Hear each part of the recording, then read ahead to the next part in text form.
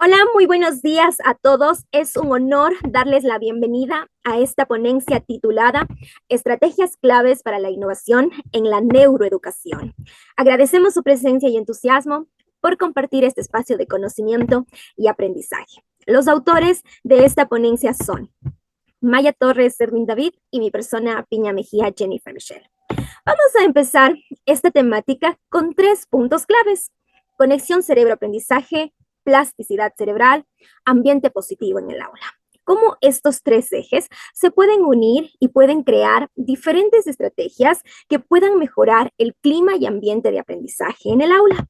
Entonces, es indispensable analizar la relación existente entre el cerebro y el aprendizaje y explicar acerca de cómo el conocimiento se vincula con el cerebro. Asimismo, se menciona que el proceso de enseñanza-aprendizaje puede ser mejorado con la visualización cerebral y la intersección con la neurociencia, la educación y la psicología. Es importante subrayar la importancia de crear un ambiente positivo en el aula para mejorar la enseñanza según la edad de los estudiantes. Pero antes, hay que dejar en claro que el aprendizaje está influenciado por la genética y también su entorno. Durante estos procesos de aprendizaje estarán sumergidos en errores que son parte del proceso de aprender.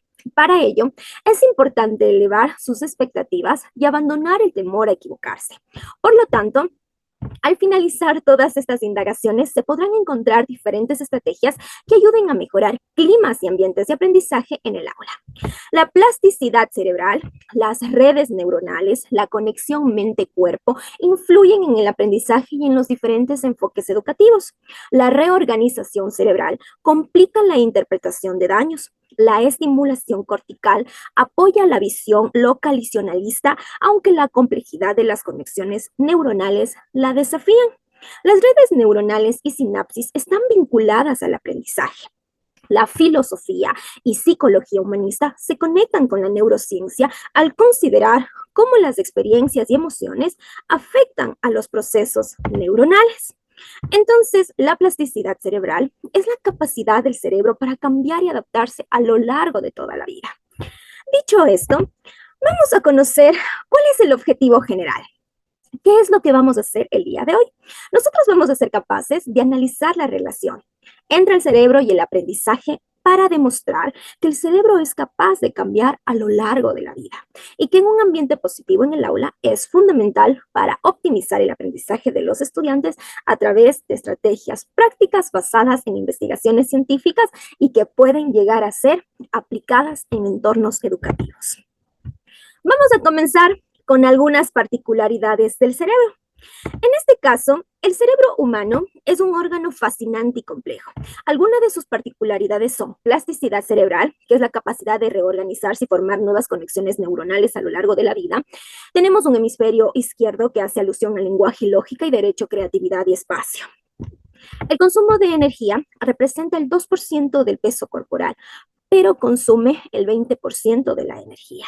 Los neurotransmisores son sustancias químicas como la dopamina, la serotonina y la acetilcolina, que son esenciales para el estado de ánimo, la motivación y el control muscular. Lóbulo frontal habla sobre el razonamiento, el temporal sobre la memoria y el lenguaje, el parietal sobre la percepción sensorial y el occipital sobre la visión. La corteza cerebral es una capa externa plegada, crucial para las funciones avanzadas. Las redes neuronales, aproximadamente 86 mil millones de neuronas, forman complejas redes de comunicación. La memoria a corto plazo está en la corteza prefrontal y la memoria a largo plazo en el hipocampo. La amígdala procesa emociones con el miedo y la agresión, y los ritmos cardíacos llegan a ser regulados por el núcleo supraquiasmático en el hipotálamo. Entonces, al conocer algunas particularidades, gracias al cerebro, nosotros pensamos, sentimos, hablamos, actuamos. Todas las conexiones entre las neuronas se llegan a modificar según transcurre el aprendizaje y se desarrolle la memoria. A esto lo llamamos la plasticidad neuronal. Nuestro cerebro va a ir madurando gradualmente según transcurre el desarrollo ontogenético. Entonces, dicho esto, vamos a conocer aspectos claves del sistema nervioso central. que abarca al cerebro y a la médula espinal, y cómo el sistema nervioso empieza desde el interior del sistema, es decir, desde una parte límbica. El sistema nervioso periférico habla sobre vías nerviosas aferentes y sensoriales y vías nerviosas eferentes o motoras. Dentro de la médula espinal tenemos neuronas sensoriales que detectan estímulos internos o externos, receptores sensibles a la visión, oído, tacto, olor y el gusto. Asimismo, está formado por células nerviosas.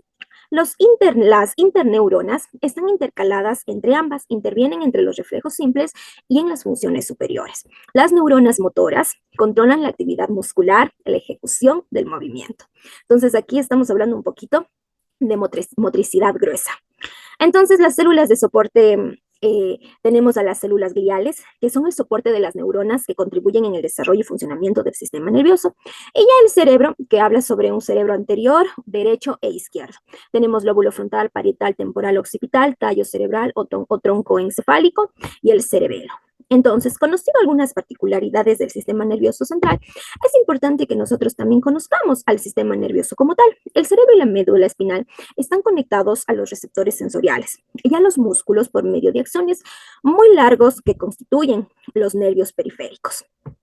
En este sentido, el sistema nervioso central también nos habla sobre una médula espinal que ocupa y se ocupa de los reflejos simples, tales como los estiramientos de la rodilla, retirar la mano cuando nos quemamos o nos pinchamos, entre otras cosas.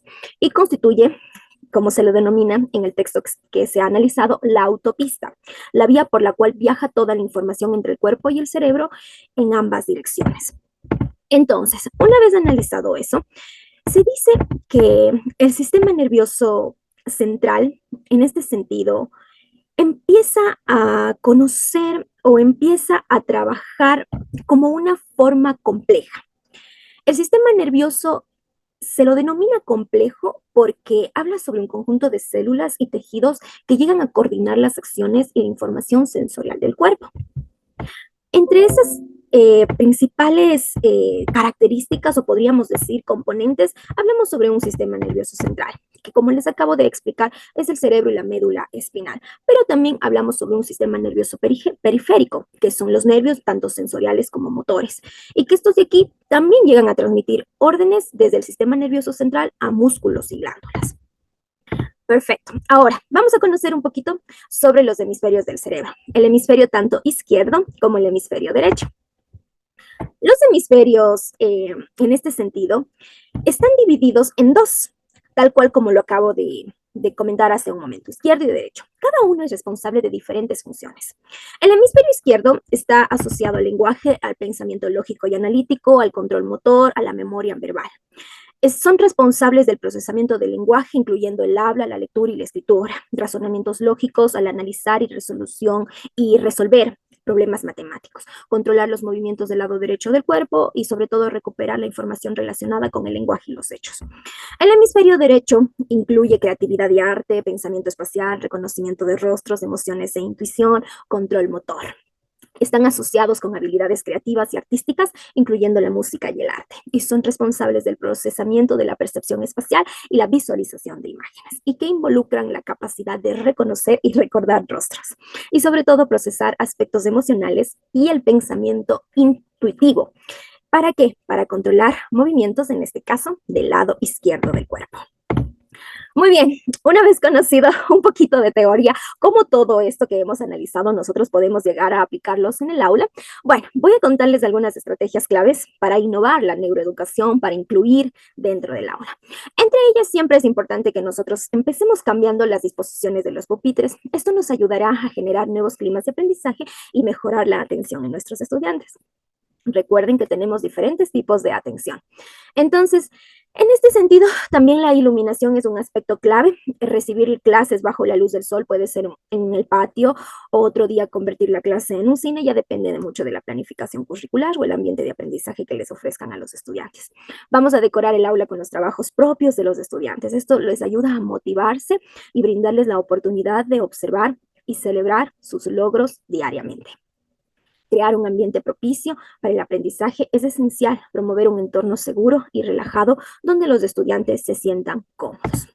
Otras estrategias puede ser pintar lienzos de los episodios de la lectura que más les llamó la atención, esto va a ayudarles a salir de la rutina y va a ser interesante ver cómo ellos han creado obras que pensaban que no eran capaces de hacer, pero por supuesto que lo son.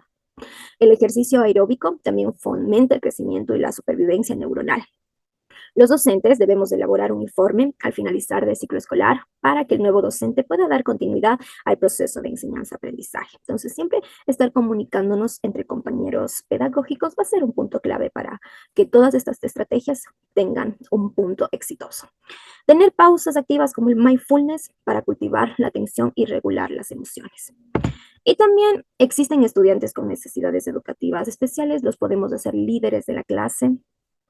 En este sentido, hacer actividades físicas inclusivas donde los estudiantes participen en juegos que fomenten la colaboración, como jugar al fútbol con los pies atados entre sí. Entonces, en este sentido también estaríamos siendo un poquito inclusivos. Celebrar los logros, evitando la comparación para tener un entorno amigable, empático y respetuoso. Podemos realizar un collage fotográfico del docente y sus estudiantes. Así pueden poner en juego su habilidad creativa para que cada uno coloque su foto con el don que tiene.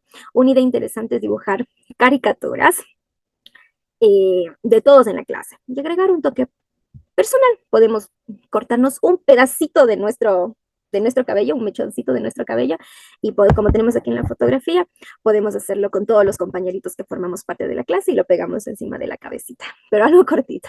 Entonces, esta actividad no solo fomenta la creatividad, sino que también refuerza el sentido de pertenencia.